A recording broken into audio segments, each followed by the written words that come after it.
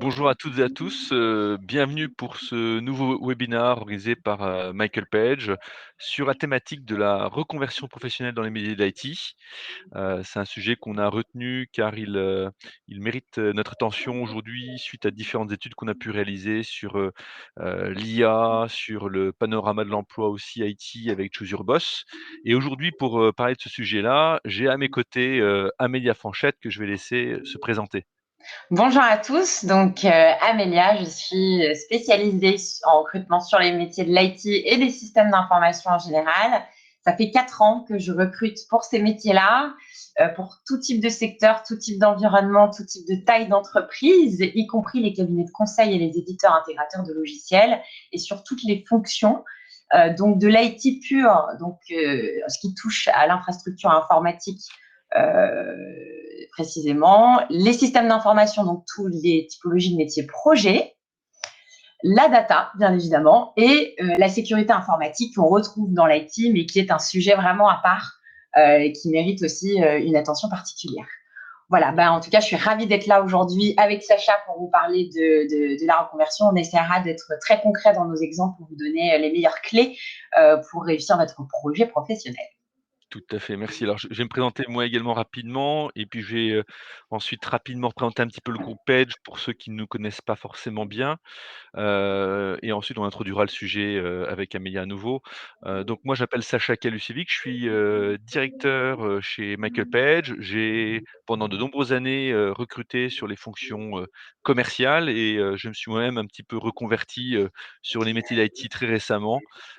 Et donc je suis enchanté d'être également avec vous, pour, pouvoir échanger sur cette partie qui concerne la reconversion, IT, dans les métiers IT. Donc je vais, laisser Amélia introduire un peu, notre sujet. Au préalable, pardon, j'ai un peu vite, je voulais vous parler un petit peu du groupe Page pour ceux qui ne connaissent pas.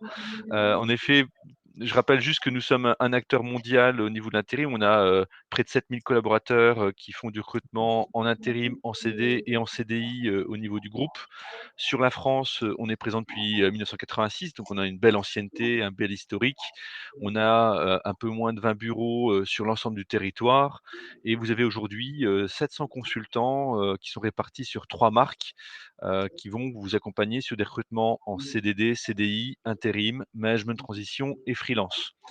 D'ailleurs, sur la partie, technologie, la partie pour laquelle, Amélia et moi-même nous travaillons, nous avons aujourd'hui, des équipes spécialisées, dédiées uniquement au métier de l'IT qui vont, vous proposer, 3 types de contrats. Des contrats, en CDI qui représentent quand même une majorité de nos postes, des contrats aussi en intérim parce qu'on a besoin également, ponctuels de compétences, ou de management de transition, mais également, des contrats en freelance qui est un contrat de travail qui se développe depuis de nombreuses années et qui mérite également, notre attention, aujourd'hui, chez Page.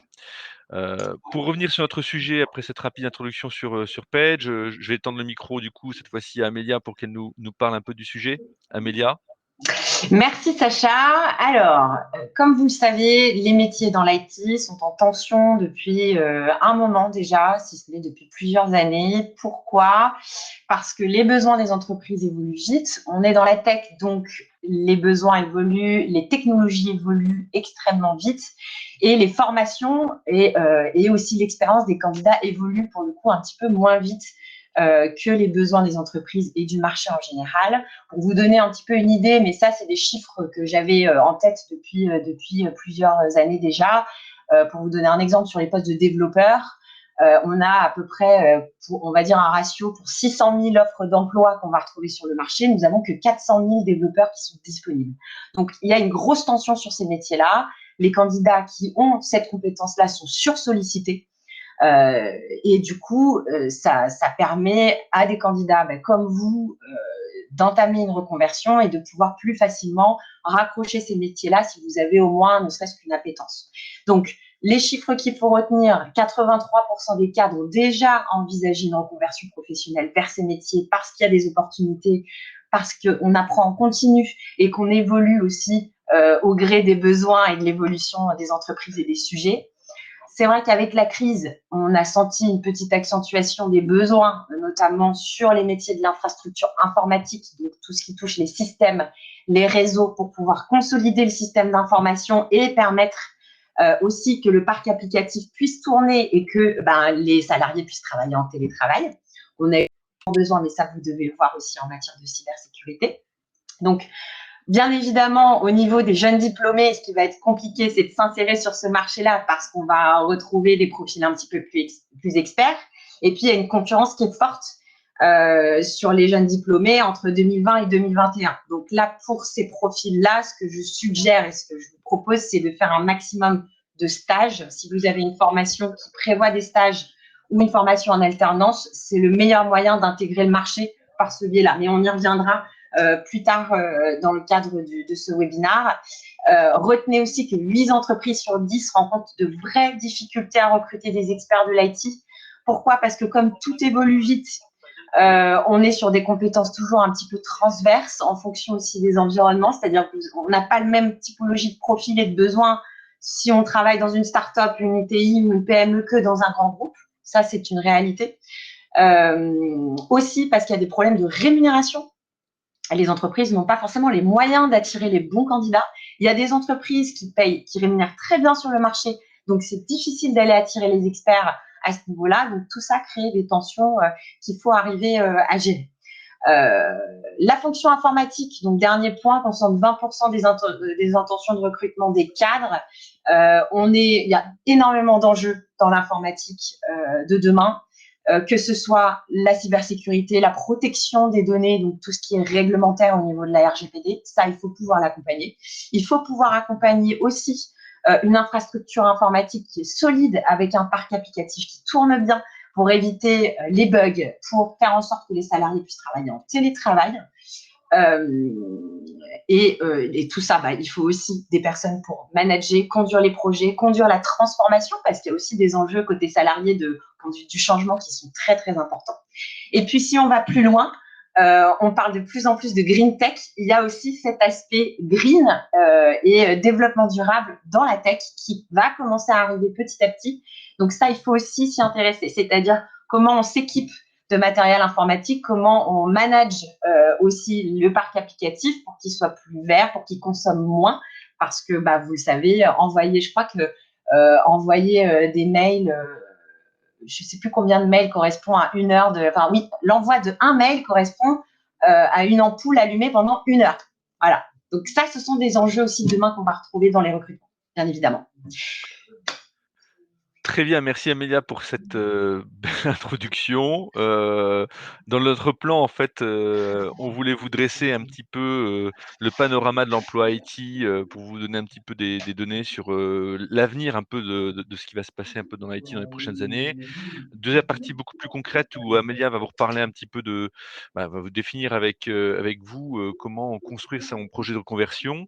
Et puis une dernière partie où, nous allons, essayer de vous aider à décortiquer un petit peu, la manière de se reconvertir et d'engager un processus de recrutement.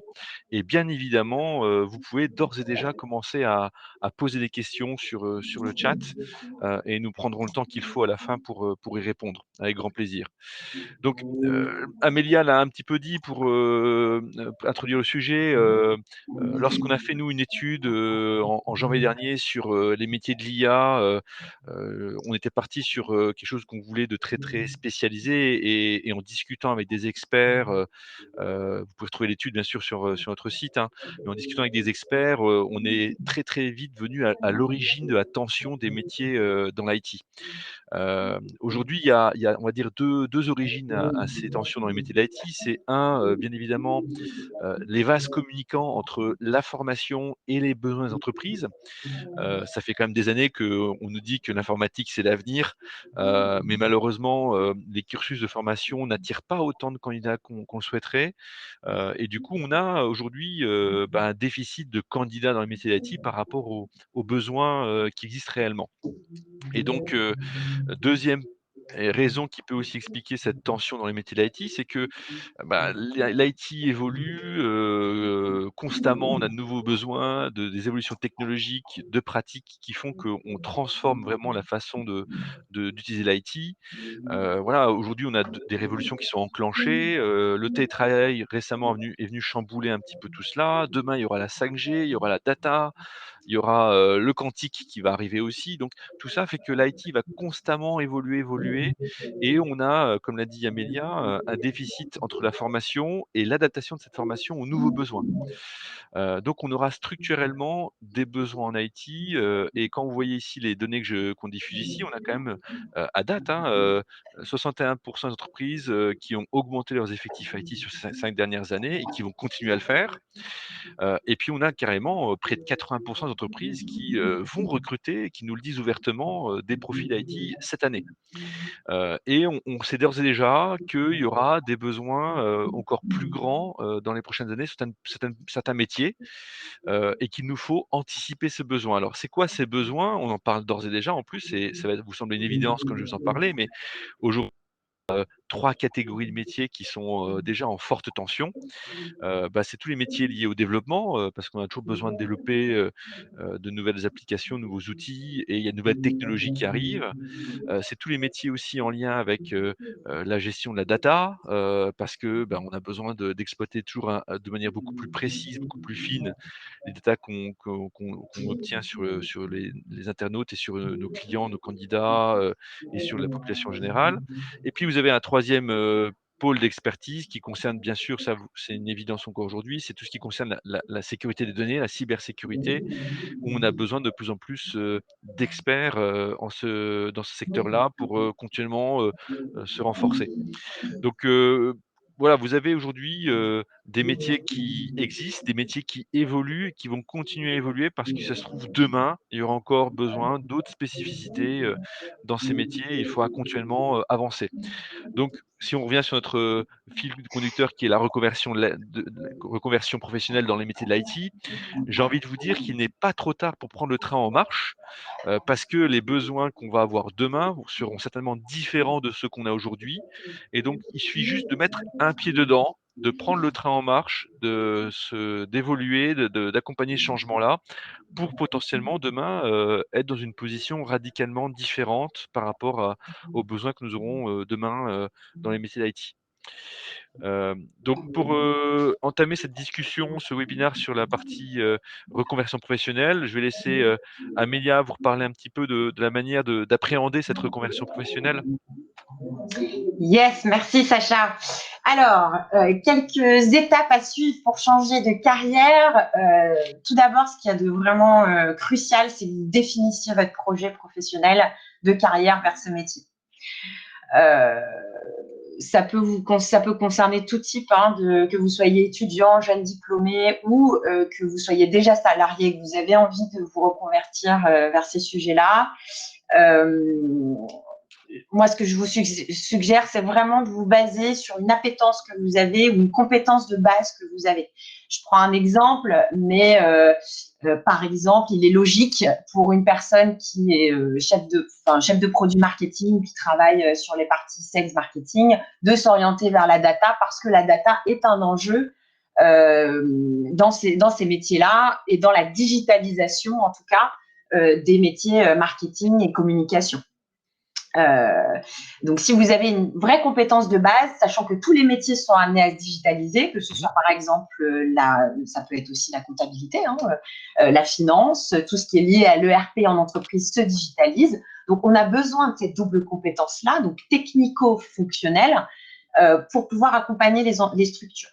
Donc, surtout si vous avez un projet de reconversion et que vous êtes déjà salarié, misez vraiment sur votre compétence de base, votre compétence fonctionnelle, qui vous permettra d'avoir un profil plutôt transverse, qui vous permet de bien comprendre les métiers parce que vous en venez, mais d'avoir cette compétence technique qui vous permet de dialoguer avec des équipes techniques, donc en l'occurrence des développeurs. Donc voilà, Pour moi, Mais ça, c'est intéressant, excuse-moi, je te coupe, c'est intéressant parce mmh, que souvent dans l'IT, on a l'impression qu'il y a que des métiers techniques purs, mais en fait, non, non, faut un peu casser cette image-là. Il y a des métiers techniques, c'est sûr, mais il y a aussi des exactement, métiers, qui ne sont pas techniques et où votre, exactement. expérience va vraiment être, très importante. Je vous donne un exemple concret et là, c'est plutôt pour les jeunes diplômés, les étudiants ou même pour des reconversions d'ailleurs, simples, sur les métiers du développement informatique, donc qui sont les métiers les plus en tension. Aujourd'hui, le développeur, il n'est pas spécialisé que sur une stack. Je reviendrai là-dessus parce que je vous donnerai d'autres exemples sur, notamment la lecture des offres d'annonces que vous pouvez voir sur le marché. Un développeur ne code pas que en une stack en front ou une stack en back. Qu'est-ce qu'une Euh, stack, Amélia, c'est pour un les gens? langage informatique, tout à Ouais. fait, voilà. C'est-à-dire, si vous vous spécialisez en PHP, donc plutôt sur du back ou dans d'autres technos qui sont plutôt front, moi, ce que je vous suggère, c'est de développer cette transversalité parce que les organismes de formation vont toujours vous pousser à vous spécialiser. Pas toujours, hein, je ne fais pas une généralité. Hein, il y a des organismes de formation qui sont assez ouverts sur le sujet. Mais quand je discute avec mes clients, on est toujours sur une compétence double ou une compétence un peu plus élargie pour des questions de coût, parce que ça coûtera toujours moins cher à une entreprise de payer une double compétence en une personne plutôt que d'aller chercher plusieurs compétences en plus en prenant en considération que le marché est très tendu et que ça va prendre du temps à recruter, donc ça va coûter de l'argent. Donc ça, c'est un fait. Mais aussi pour autre chose, c'est parce que le développeur aujourd'hui, comme je disais, il ne fait pas que du code, il est là pour s'intéresser au métier. Plus vous serez curieux en tant que développeur, plus vous montrerez de la curiosité à trouver des solutions techniques pour un métier et aller vers le métier, challenger le métier parce que ce sera votre rôle, donc une dynamique un peu projet, plus vous allez rebondir sur cette typologie de métier-là. Voilà, donc ça, vraiment, la double compétence, pour moi, elle est cruciale. N'ayez pas de crainte ou ne vous mettez pas de limite sur le fait que, ah, mais non, on m'a dit qu'il fallait une spécialité. Vous avez forcément des choses à vendre, vous avez forcément des choses à valoriser. Quand vous êtes étudiant, vous avez fait des stages, vous avez peut-être travaillé avec le monde associatif, vous avez fait des choses en parallèle qui font que ça a égayé votre curiosité. Montrez que vous êtes curieux, que vous êtes agile, que vous pouvez évoluer en fonction du gré des besoins et que vous vous intéressez à l'environnement dans lequel vous voulez évoluer. Être en cohérence avec le marché, ça rejoint un peu ce que je vous disais, donc renseignez-vous bien sur le marché de l'emploi dans votre région, quels sont les besoins des entreprises, analysez les offres d'emploi, regardez un petit peu, voilà, qu'est-ce qui ressort, qu'est-ce qui revient systématiquement dans les missions qui vous sont demandées en fonction de la typologie d'entreprise. Attention, une start-up, une PME, une ETI ne va pas recruter de la même façon qu'un grand groupe. Ça, il faut en avoir conscience. Un grand groupe va être plus siloté, vous allez être plus spécialisé sur une tâche, quoique ça dépend des équipes. Hein. Vous pouvez avoir des petites équipes dans des grands groupes qui sont très transverses. Et plus vous allez dans des environnements à taille humaine, plus vous allez être complètement transverse, agile, polyvalent. Voilà. Ouais, mais Donc ça, ça, c'est c'est…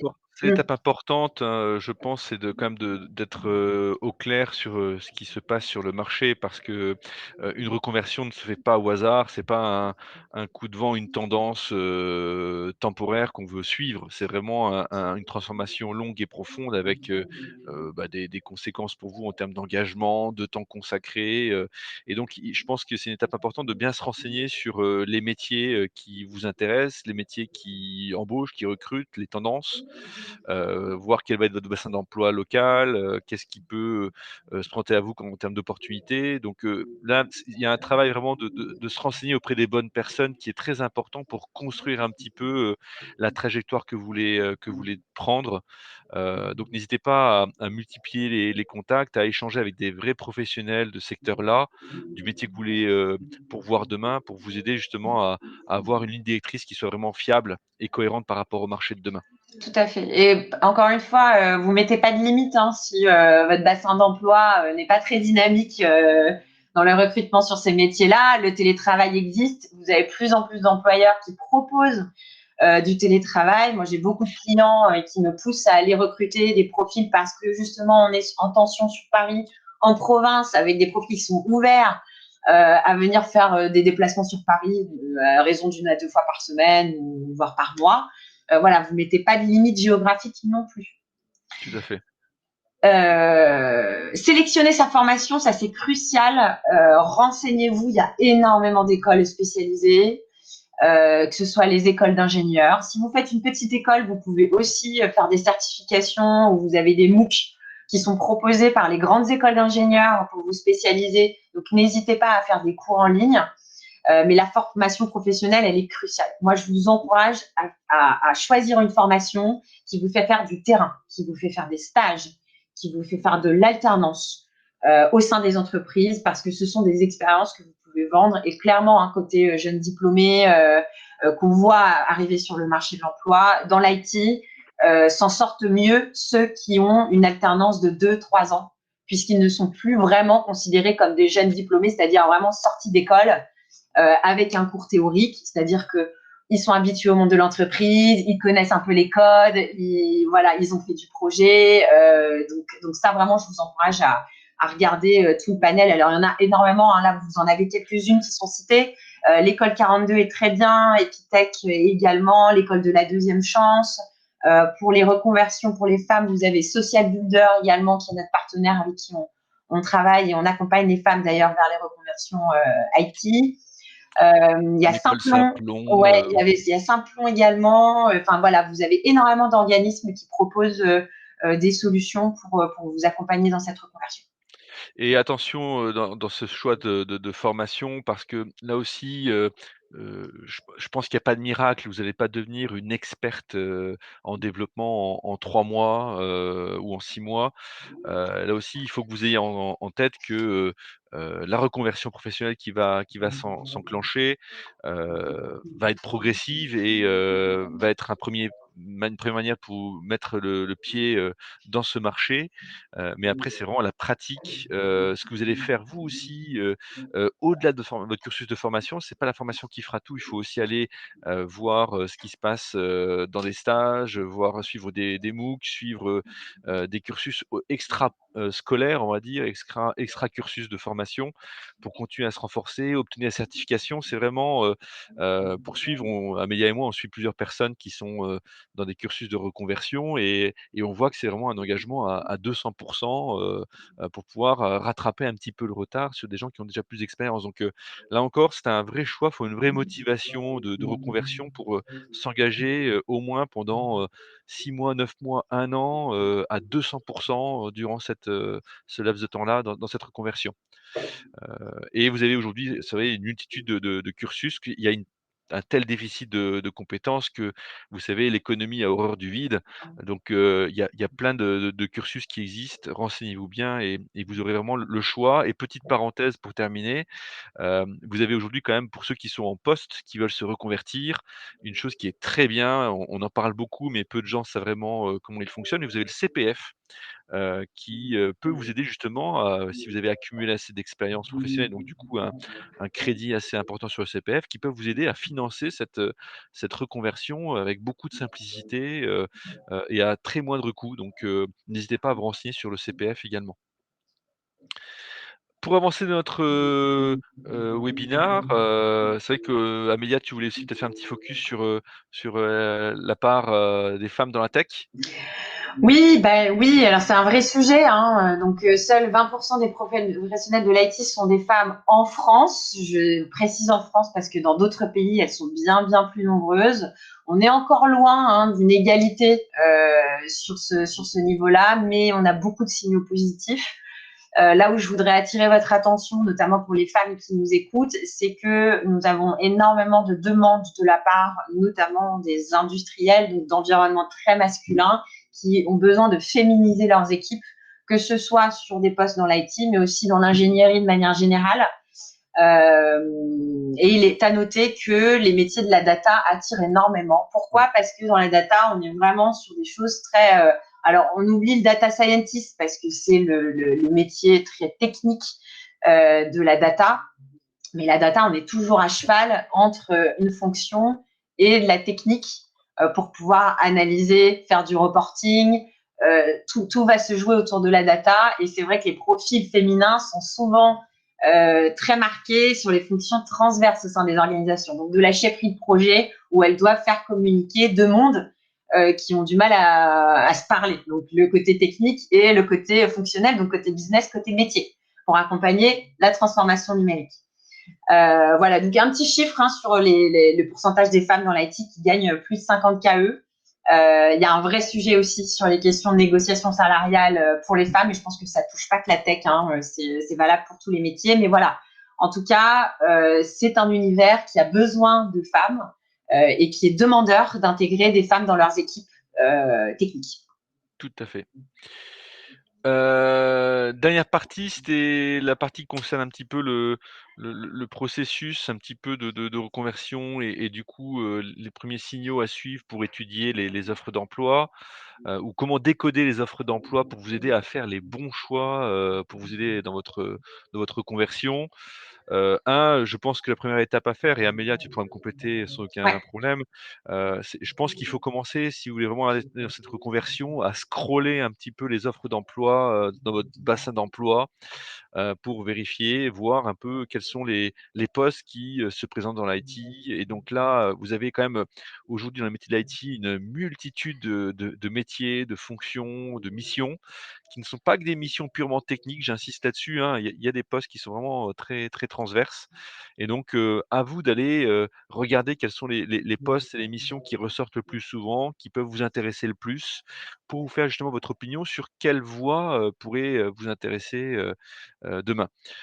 Donc ne vous arrêtez pas à l'intitulé du poste qui tout à souvent, fait. est toujours un petit peu limitatif. En tout cas, il ne veut pas forcément, tout dire et les missions diffèrent d'une entreprise à une autre, hein, ils vont pas avoir le même rôle dans une start-up que dans un grand groupe. Donc, à vous de rentrer dedans pour, entendre le descriptif de poste pour le décoder. Et puis, quand vous allez, voir ces offres, bah, regardez quelles sont les compétences techniques qu'on vous demande, hein, je pense qu'aujourd'hui, dans l'IT, c'est l'un des rares, environnements où comme on a une pénurie de candidats, je pense on met de côté vraiment, beaucoup d'éléments, qui apparaissent sur le CV pour se focaliser uniquement sur la compétence, technique qui est demandée. Et ça doit être pour vous justement un de vos premiers critères de choix aussi, de trouver des formations qui vont vous aider techniquement à progresser ou être visible des recruteurs. Deuxième élément, c'est bien sûr se renseigner sur les rémunérations, là-dessus, vous avez beaucoup d'études qui vous aident à vous positionner en termes de salaire et on a notre étude de rémunération chez Michael Page. D'ailleurs, la prochaine va sortir au mois de septembre, prochain.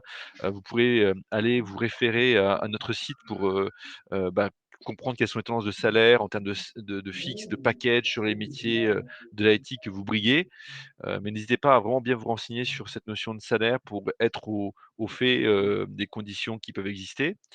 Et puis, une fois que vous avez, entamé votre processus de reconversion, bah, vous allez commencer à construire votre CV. Là encore, j'insiste, hein, ne vous, sous-valorisez pas. Au contraire, mettez vraiment en valeur vos compétences techniques, ce que vous avez appris durant vos cursus, tous les mots, les certifications que vous avez pu obtenir, vont vous aider à ressortir dans les mots-clés, de votre CV.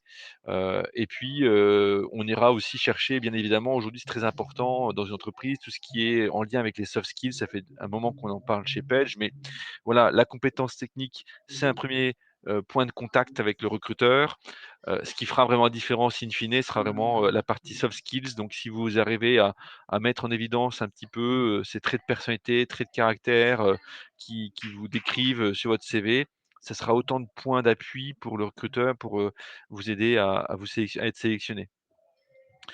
Et puis, là encore, Amélia et moi, on peut en parler, pour avoir, accompagné des personnes qui sont en reconversion. Vous avez vraiment, 2 phases dans cette, préparation reconversion. Il y a une phase de doute où on a enclenché ce processus de reconversion, puis, on l'a initié et on est dans une phase où un petit peu on doute un petit peu de ses compétences et de ce choix. Et là, je vous invite justement à être décomplexé par rapport à cela parce que moi, je trouve vraiment remarquable les gens qui arrivent à prendre des vraies reconversions et les engager jusqu'au bout. Donc ayez confiance en vous parce que c'est, une démarche que tout le monde n'est pas capable de réaliser. Et donc préparez votre pitch, on a envie de dire, pour que vous soyez, la plus claire possible sur, ces raisons, ces motivations qui vous poussent à changer et soyez vraiment très confiante parce que, soyez très confiant parce que cette démarche de reconversion, elle n'est pas donnée à tout le monde et le fait de l'avoir enclenchée, c'est une grande marque de respect pour beaucoup de recruteurs. Ouais, c'est très courageux, effectivement. J'avais 2 petites choses, Sacha, Vas-y, à je t'en prie. rajouter. Sur le décodage, je voulais vous donner des exemples concrets sur l'intitulé du poste parce que, ça, c'est un vrai, vrai sujet. En fait, ce qu'il faut que vous gardiez en tête, c'est que toutes les entreprises ont leur culture et dans leur culture, elles ont des intitulés de poste qui leur est propre. Quand vous travaillez dans une start-up, vous allez avoir des head of product, vous allez avoir des product managers, vous allez avoir des tech, des lead tech, des choses un petit peu comme ça. Dans d'autres environnements, vous allez avoir juste des simples postes de développeurs. Dans d'autres, vous allez avoir des software engineers parce qu'ils ont envie d'angliciser pour faire bien. Par exemple, un tech lead dans un environnement startup, donc un développeur qui manage une équipe de développeurs. Dans d'autres environnements, vous allez le retrouver sur l'intitulé responsable études et développement, par exemple. C'est pour vous donner un exemple. Dans la data aussi, ça, c'est des choses qu'on voit souvent. Un data analyst dans tel environnement est en fait un data scientist qui fait de l'analyse. Mais dans d'autres environnements, il va être attaché au métier. Donc, il n'a pas ce côté scientist qu'on va retrouver dans certains profils qu'on peut retrouver dans d'autres environnements. Autre exemple, qu'est-ce que je voulais vous donner comme exemple? Donc la data, eh ben, j'ai oublié. Non, mais ce que tu as dit Oui, avant et si, puis ouais, ouais, vas-y. si, il y en a un dernier que j'ai découvert aussi. Dans le milieu de l'assurance, vous avez des chefs de projet, assistance à maîtrise d'ouvrage. Donc, ce sont des profils qui font le lien entre la technique et le fonctionnel pour travailler sur un outil et accompagner donc la digitalisation. Ça peut être sur un ERP, ça peut être sur un applicatif, un SIRH, enfin, voilà. Et dans le milieu de l'assurance, on appelle ça des business analysts. Il faut savoir que business analyst, c'est le terme anglais pour chef de projet assistance à maîtrise d'ouvrage. Donc voilà, vraiment, aller dans le cœur des missions et regardez bien si on recrute un profil technique. Donc on a affiché un besoin en compétences, par exemple, sur un langage informatique approprié ou sur un profil plutôt ingénieur, je sais pas moi, pour le domaine industriel. Et s'il y a un côté fonctionnel, donc métier là-dessus. Et dans l'émission, si vous regardez des postes de chef de projet, par exemple, si vous vous positionnez là-dessus, si par exemple vous êtes en reconversion et que vous venez d'un métier et vous voulez basculer sur le côté assistance à maîtrise d'ouvrage, donc développer une compétence plutôt tech, on va aller sur de la chefferie de projet, regardez bien les intitulés et regardez bien les missions surtout qu'on vous propose. Est-ce qu'on est sur des missions de paramétrage technique de l'ERP, paramétrage d'une application? On est plutôt sur de l'animation, de la formation, de la conduite du changement. Enfin, voilà, vraiment, rentrez vraiment dans le détail des missions. Vous mettez pas de limite, encore une fois. Hein. C'est pas parce qu'on cherche un profil technique. Et parfois, d'ailleurs, les entreprises, elles savent pas très bien comment se positionner. Hein, profil technique, profil fonctionnel. Voilà, donc n'hésitez pas à postuler quand même. Hein. Ça peut peut-être marcher. Donc voilà, mais vraiment prêtez attention à ça. Et je voulais, sur la reconversion, appuyer vraiment sur le fait de ne faites pas une reconversion avec un mouvement complet à 360. Sauf peut-être pour les profils de développeurs parce qu'on est vraiment en besoin. Et voilà, si moi j'ai vu beaucoup de CV de personnes qui ont vraiment fait une reconversion, donc qui étaient chauffeurs de VTC ou qui faisaient vraiment un autre métier, qui se sont reconvertis vers les métiers du développement informatique. On est toujours en besoin. Donc ça, c'est plutôt une bonne stratégie. Par contre, quand vous avez déjà un peu d'expérience ou vous avez étudié dans un domaine particulier, il faut se raccrocher à des wagons. On est en France, on a besoin d'être rassuré. En France, on aime bien les parcours linéaires. Donc, il faut que vous arriviez à tirer une ficelle qui soit pertinente et où vous rajoutez la compétence tech en plus des compétences de base que vous avez. Ça, c'est essentiel. Donc, essayez de prendre de la hauteur sur votre parcours en vous disant, bah, tiens, stratégiquement, je vois qu'il y aura peut-être des besoins à ce niveau-là parce que mon métier est en train de se digitaliser. Bah, pourquoi je n'irai pas là? Parce que potentiellement, il y aura des opportunités pour moi et pour les entreprises, c'est intéressant d'avoir une compétence telle que la vôtre. Voilà, c'est tout ce que Mmh. je voulais rajouter. C'est super, Mélia, c'est très concret. pile poil ce qu'il nous faut. Donc pour terminer, pour conclure, hein, on vous résume un petit peu les idées clés qu'on a voulu faire passer sur, ce webinaire, mais 1 en effet, comme on l'a dit, je pense qu'il est vital de définir et préparer, son projet professionnel, on peut pas s'engager là sur juste une tendance au hasard, c'est quelque chose qui doit vraiment être construit et réfléchi de l'autre côté.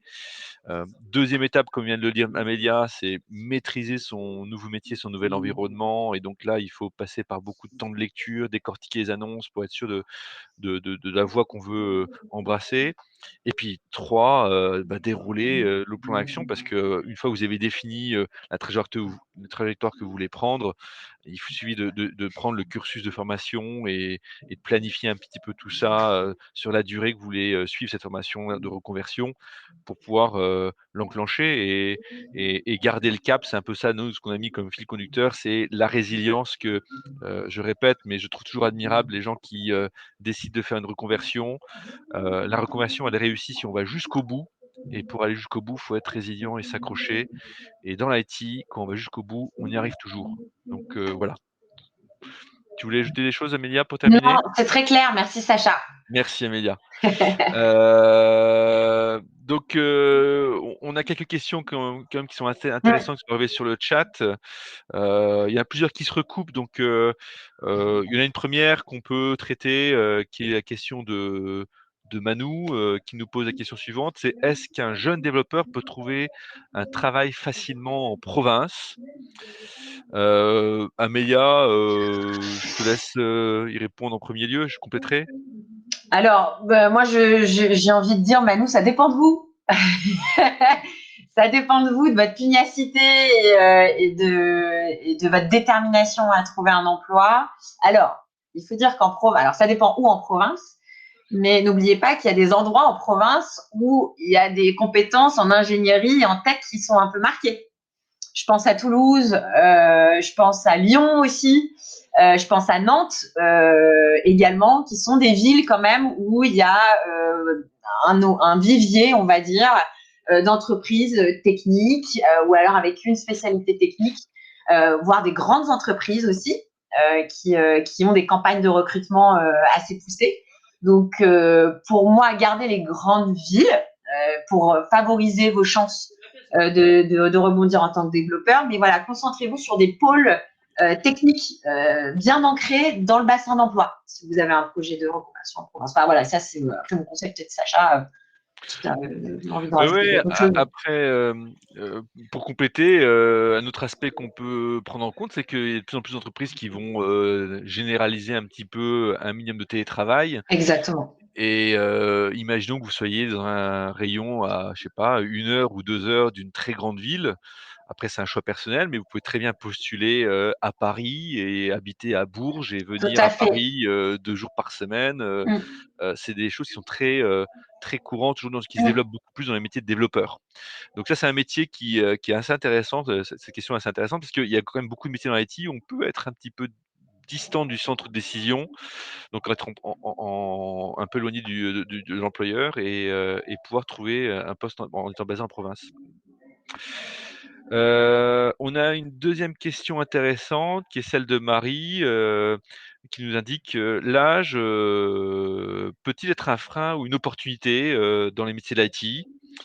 Je peux lancer, ma réponse et puis après tu peux me compléter Ouais, Amélia, mais heu, là encore j'ai envie de dire, dans l'IT, c'est bien un secteur où, l'âge n'est pas du tout une contrainte puisque ce qui va vraiment compter, c'est la compétence, pure, la compétence technique, hein, donc aujourd'hui, on a beaucoup de personnes qui sont des experts dans leur domaine, qui ont plus de 50 ans ou autres et qui ont des opportunités sans aucun problème, et qui sont vraiment reconnus dans le secteur comme des experts. Donc hem, si vous êtes assez généraliste, j'ai envie de dire, en effet, c'est la loi de l'offre et de la demande, c'est le marché qui va faire si vous avez une compétence un peu, la plus polyvalente possible. Si vous avez une vraie expertise, il y a aucun souci, aucune contrainte liée à l'âge, bien au contraire.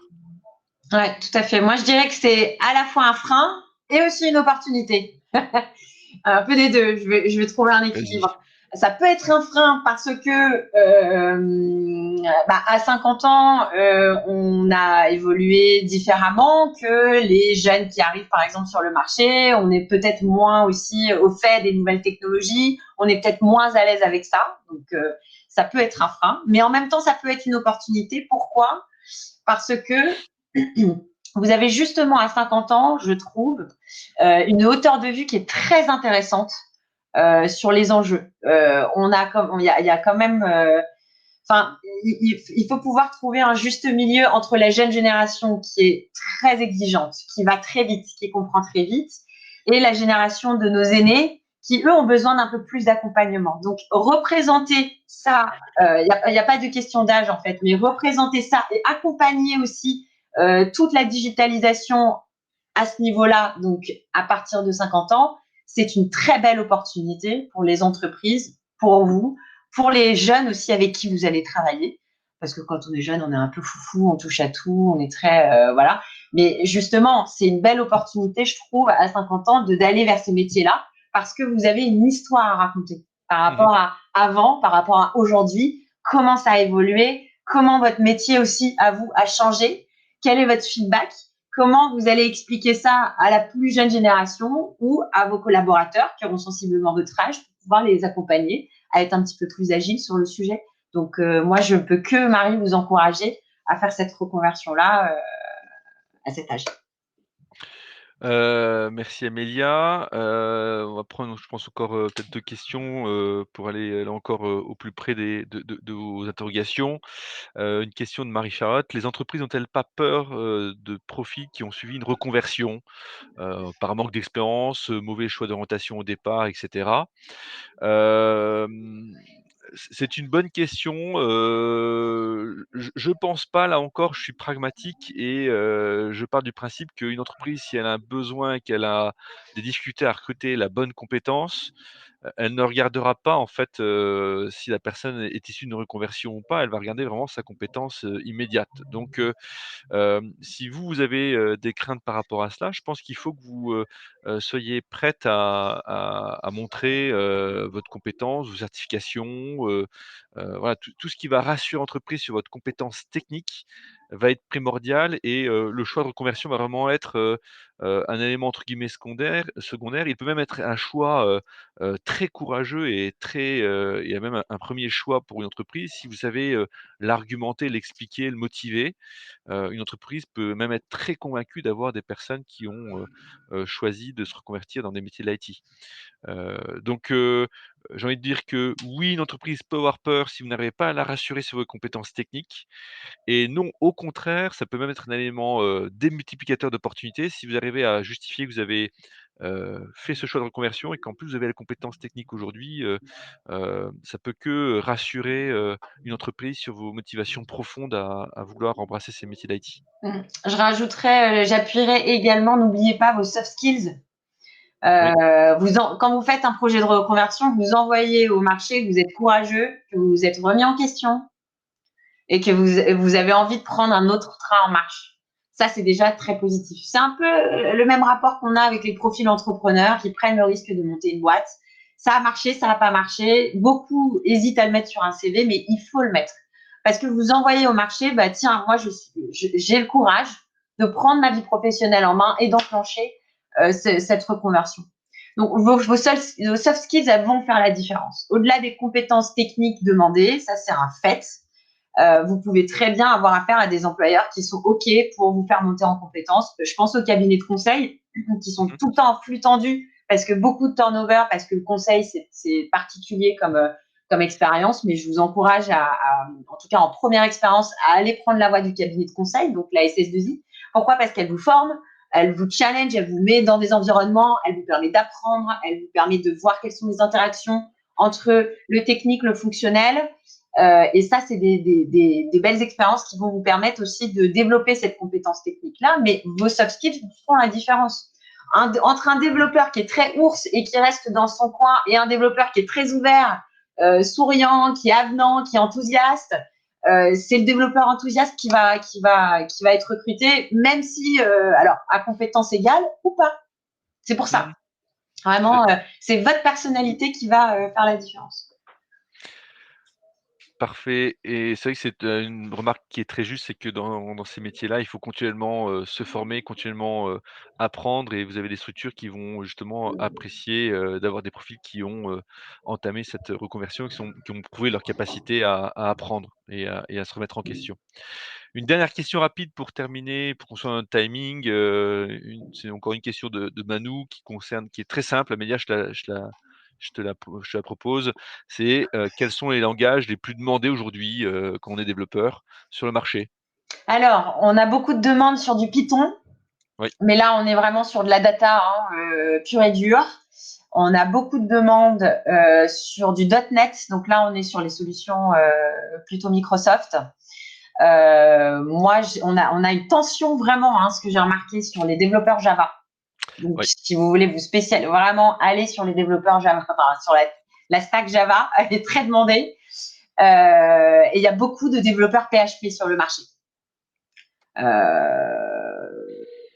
Voilà, donc les technos les plus demandés, on est un petit peu sur tout.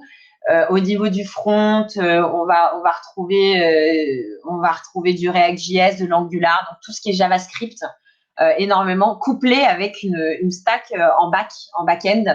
Voilà, les stacks les plus demandés pour moi c'est ça, et vous verrez toujours du full stack parce que les ouais. besoins des entreprises sont transverses.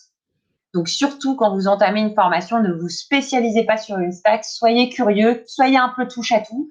Si on vous propose une expérience avec un peu de front, un peu de voilà, allez-y, vraiment foncez, prenez la stack avec vous et puis vous la valorisez sur un profil et ça peut que vous être utile pour la suite. Surtout que ça évolue vite. Après, vous avez les différentes versions, puis vous allez avoir d'autres stacks qui vont se rajouter.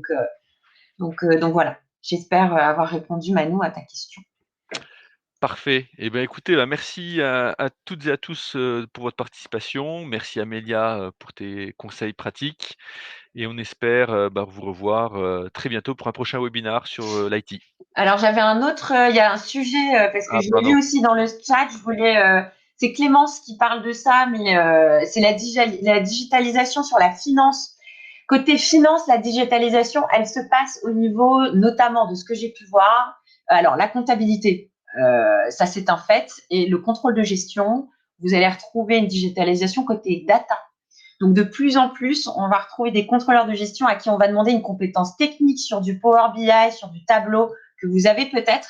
Mais en fait, le but de la finance et de la compta, c'est de s'automatiser. Donc, de plus faire de calculs à la mano ou avec des tableaux Excel. Moi, je vois quand je recrute, par exemple, j'ai recruté des DSI pour des cabinets d'experts comptables. Leur rôle, c'était d'accompagner la transformation du sujet comptabilité, donc en ayant des outils qui permettent de faire des reportings complètement automatisés. Donc l'enjeu de la transformation côté finance, il va se passer ici. Donc data, reporting pour pouvoir avoir un regard d'ensemble sur les budgets, sur votre cash flow, ce que vous voulez.